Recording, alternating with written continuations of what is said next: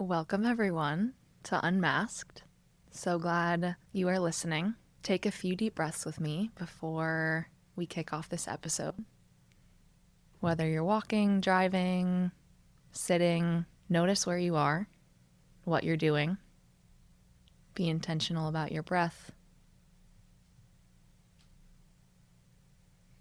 And when you're ready, I'm going to introduce our wonderful guest today, Alex. Hello. Hi.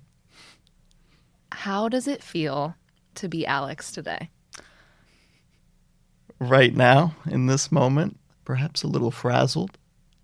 Maybe that's not the best word. It sounded like a nice word to say. I'm excited to be here, but maybe a little nervous. Totally understandable. Yeah. I still get nervous when I show up and chat. The nerves maybe never go away. Yeah, I like to think that means we care. I agree. Yeah. I also had a friend tell me once that nervous and excited are very similar in the way that they show up in your body. So whenever I feel nervous, try to be like, I'm just excited. Yes. Yes. I'm excited to share the 3 words you sent me to describe yourself because they're very fun. And I think I'm going to learn a lot. Alex described himself as rooted, relational, and reflective. Shall we start with rooted? Sure. Yeah. Tell us more. So, without backtracking too much, I spent a lot of my 20s traveling and kind of being this wanderer. And as I come into this next chapter in my life, I've seen the value of being in one place, building connection, and going after depth more than as much surface as I can cover, if that makes sense. Yeah. When did you transition into more of a rooted lifestyle? It's definitely been a process, right? I didn't wake up one morning and say, all right, now I'm going to be this rooted person. My travels are done and so on. But I think some part of it clicked for me when I joined the program that we're in, SMB at Columbia. I guess when I first joined this cohort, I met all of you. I met Rachel. I met all of our other peers. And I kind of found those roots in this tree that I was searching for. I had found all of these roots. They were kind of like me. And that was kind of an arrival moment, I think, for me. So more recently. You could say that, yeah. Will you share a bit about where you grew up and where these travels have taken you? I'm originally from New York. My family's from the Bronx. We kind of moved upstate. I've been all over New York, really. Then I went to Washington, D.C. for my undergrad at American University. I dropped out very promptly. And I began my travels, South America, Asia, India particularly holding a special place in my heart. What prompted you to drop out and seek travel? Part of it was definitely reactive. I had no idea how to address some of these feelings that were bubbling up inside of me, this kind of uncertainty, that classic teen angst, maybe, a little existential. And I knew I had to do something, right? I knew I had to shake it up somehow. And honestly, the stars aligned for me. One of my dear friends, he gave me the standby flying pass so I could kind of travel where I want and be this, one of these backpackers on a very low budget and so on and so forth. And I caught it instantly. The moment that I left the space that I was in, something just kind of clicked for me.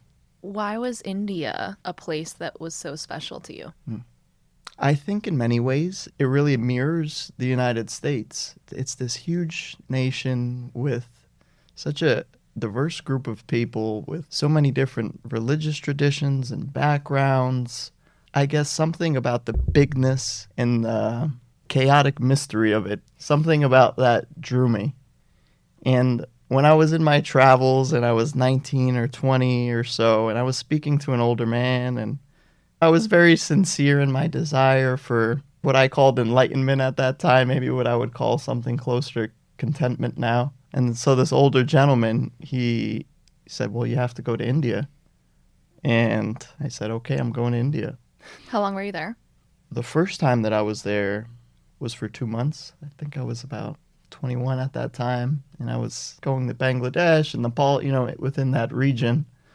And then, of course, I returned and was somewhat trapped there during the pandemic for a couple of years. But I don't know if I'd call it trapped. It was more of my own volition.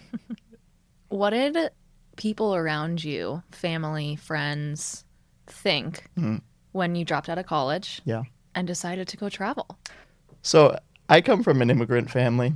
So when I told my mom that I was having this existential crisis, this crisis of meaning, I was feeling down and unsure of myself, we didn't share that same language, she and I. There was a very set out path of, you do well in school, you get a great job, you get a house, family, so on. And I guess that was the thing that really, it shook something inside of me. I didn't like being told, this is the formula you have to follow. And frankly, it was a little scary to go up against not go up against because she loves me and she still loves me and she loved me then. But to buck those expectations, I think, was something that was both incredibly hard, but also incredibly easy. Other than feeling scared in some ways of your mom and the reaction you would get, what other feelings do you remember that arose during that time?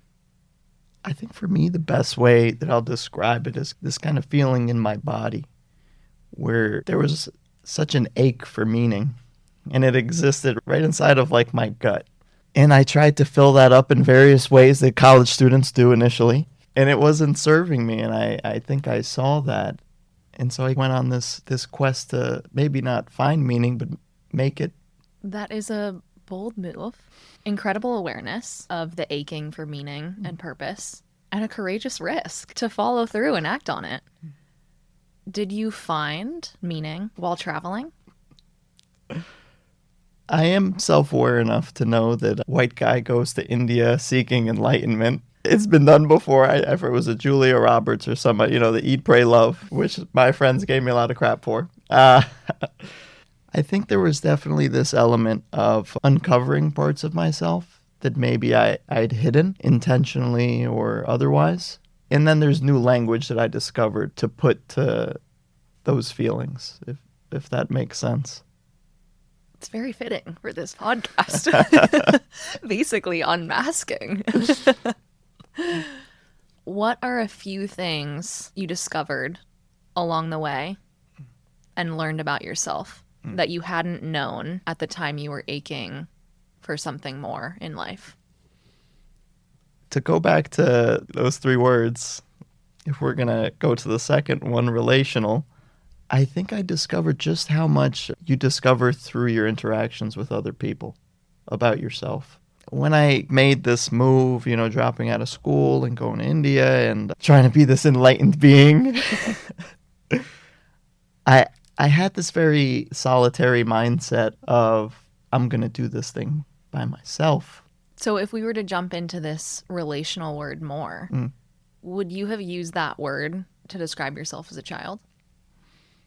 Ooh, I wasn't expecting to jump into my childhood. Definitely not. I was super shy. I think that would be the word people would use to describe me as when I was a boy. In some ways, I'm still kind of shy, even though I try not to show it. I grew up with such a big family, very loud and colorful, and I loved that. But I also, part of me wasn't that loud person. So I also felt kind of, I don't know if isolated is the word I'd use, but on the outskirts. Why are you afraid to show shyness? I maybe want to put on this mask of seeming very, very calm and in control of myself. And that can sometimes get in the way of my own discovery of self. Okay, well, I'm really testing you here. Yeah. So I know these questions are not easy, and they're making you be very reflective, I imagine, which reflective is good. your last word. That was great. Gosh, A+ for transition, Rachel.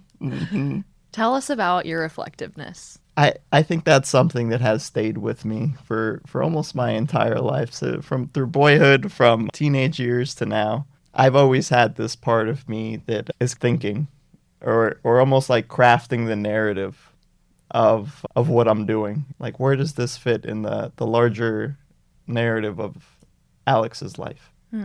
Which sounds as though it can be a positive and also potentially align with rumination. Would you say that's true? I think you're right on the money there.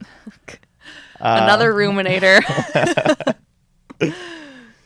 And like you said, it is kind of like a tale of two cities, right? Because we want to craft this life narrative for ourselves because it puts us in this world that's imbued with meaning for ourselves and for everyone that's a part of that world. And on the other hand, we can get trapped in our own world that we don't realize there's 8 billion other worlds that are happening at the same time as ours. And that's can sometimes get me into trouble. Say more about that. I promised myself I wouldn't quote poetry on your podcast, but I'm going to have to quote poetry on your podcast. No man is an island unto himself. And I think the moment that we forget that, I lose that relational part of myself, that's where I find myself, where I'm at my best. I think it's incredible that one of your words is relational and you've navigated a strong independence throughout your life and a strong will to want to do it all yourself. Has it been challenging at this phase in your life to build community, rely on people, ask for help? A little bit, yeah. A little bit. Because it's so unfamiliar. Think back to, again, when I first got to this program, the one thing, just even speaking to you guys, my peers, I was given so much language to put to a lot of my experience. And I didn't realize how important that was, coming from someone who loves literature and writing.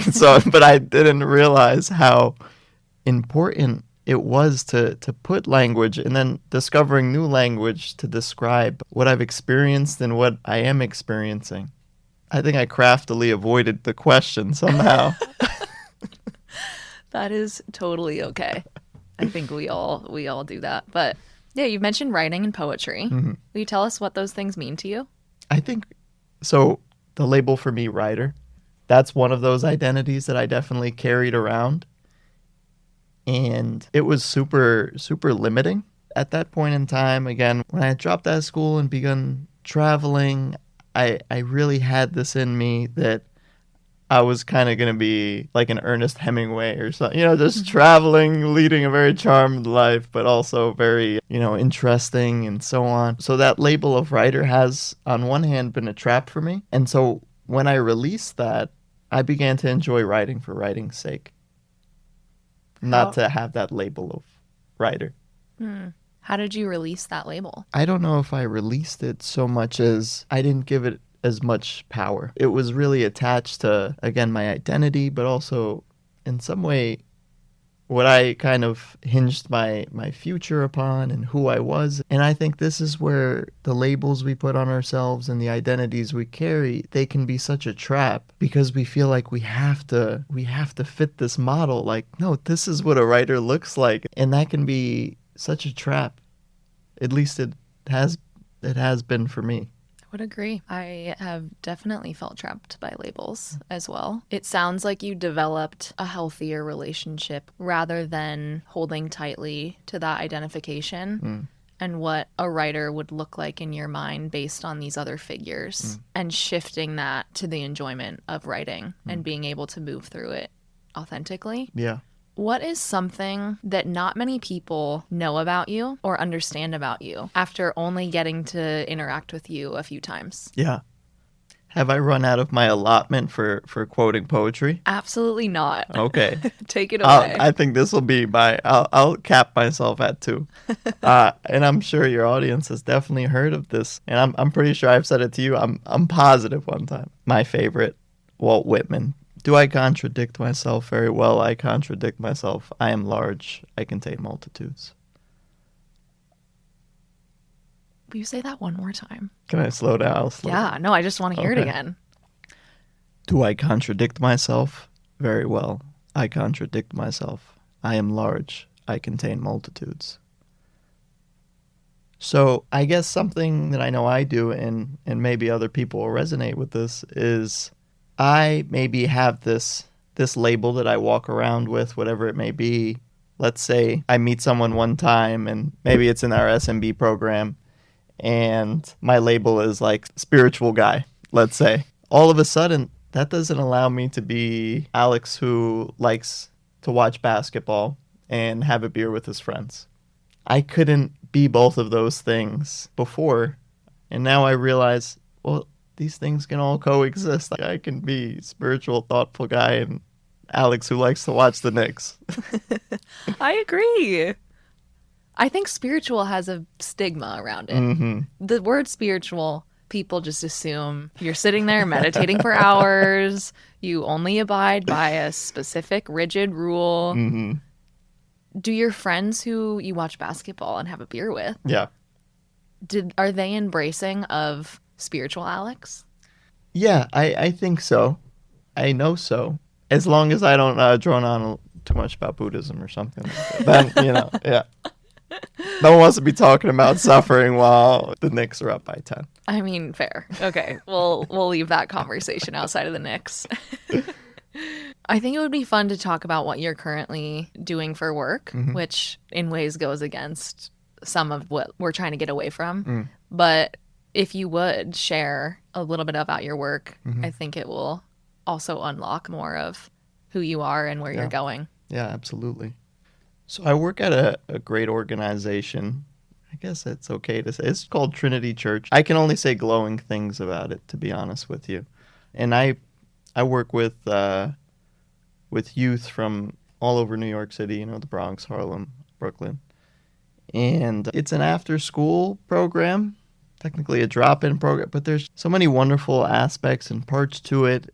And my background has really been working with youth for a really long time, specifically with boys and young men. When you say you're working with boys and young men and with youth, what are some of the teachings, moments, interactions? Like, what's a day in the life?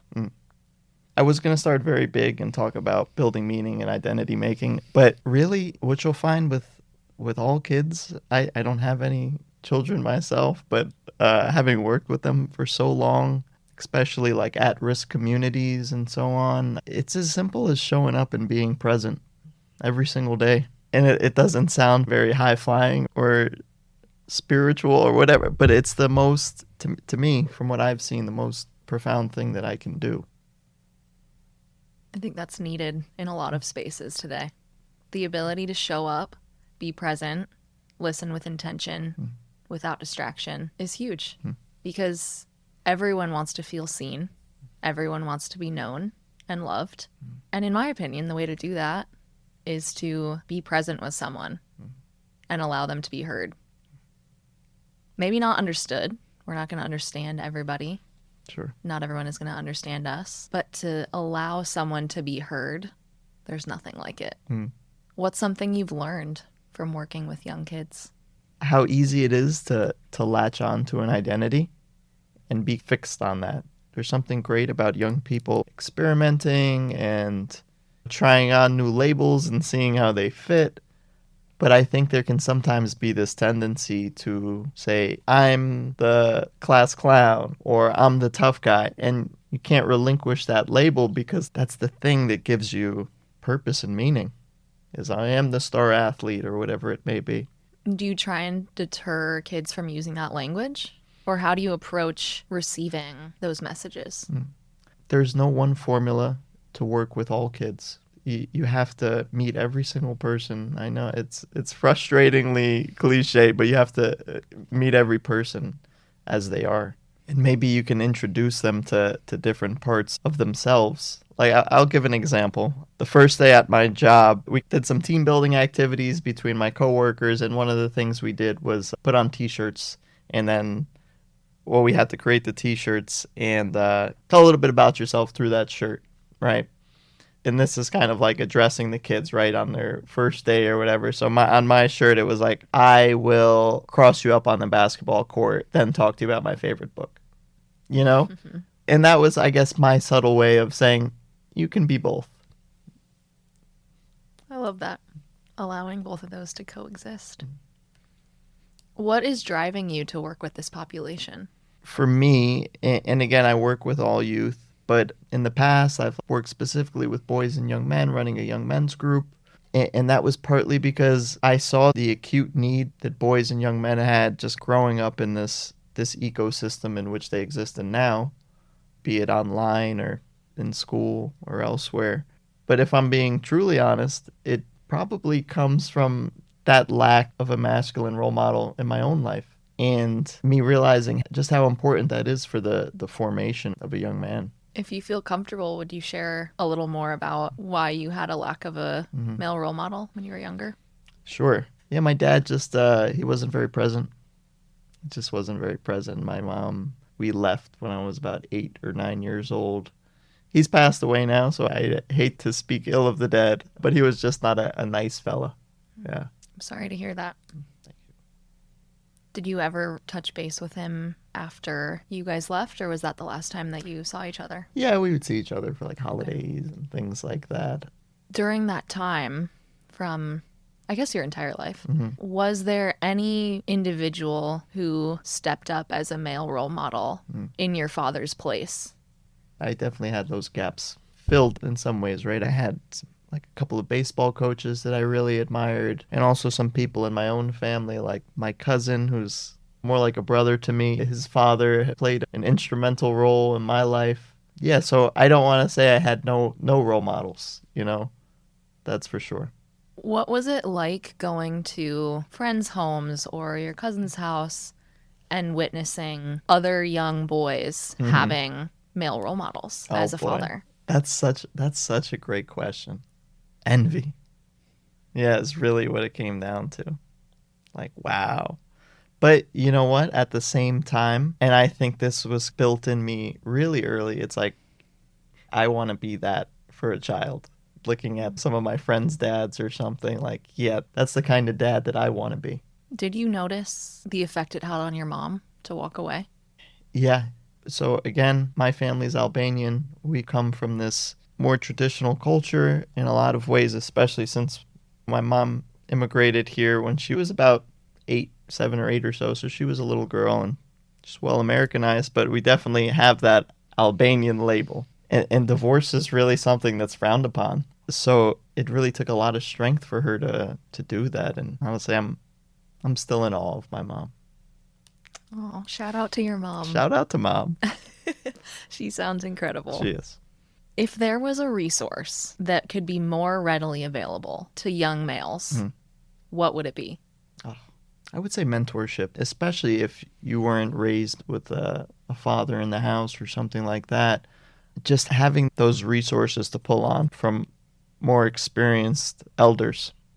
I think there's something so invaluable there, and I don't think that can be dismissed in really becoming a young man. What do you think you miss out on not growing up with a parental male role model as a young boy? So the tough thing is, on one hand, you see Mom doing everything. So she's playing both roles. And number one, that's beyond the capacity of anybody, which is why I'm so in awe of her, right? And I'm not saying she was perfect. Nobody was perfect. And I'm not saying there's one specific way to be a man or one specific way to be a woman, but it's how they complement each other in whatever way that manifests. And so when you take one part of the equation away, I feel like a kid can really lose something. And that really just, again, it depends on the situation. It's pretty incredible that you've taken that experience of yours that, based on how you described it, I imagine is challenging, deeply woven into who you are, and you're using that in service to young boys that maybe you see a bit of yourself in. What is something that you are most proud of, putting aside achievements in your life, when you think about your character and your personality? The thing that I have come to realize that I appreciate about myself is that I can be dropped into a lot of different environments. And regardless of someone's background or their thoughts on politics, whatever it may be, is I can have a conversation with that person and connect with them. I used to think that was a weakness because it almost felt like I was playing the chameleon role, but now I see it as my strength. Thank you for sharing and for being authentically yourself, as always, talking about hard things and showing up. Appreciate you. Appreciate you. Alex is rooted, relational, and reflective. This is Unmasked. My name's Rachel Peck. Thanks everyone for being here. Hey everyone, before you go, if you have any desire to further support the mission of Unmasked, there is a link in the comment section of all of my episodes that says support the show. Feel free to click on that. There is an option to donate anywhere from $1 and beyond monthly or one time. So do that if it feels aligned. Otherwise, would love for you to keep listening and return to Unmasked as always. Thanks.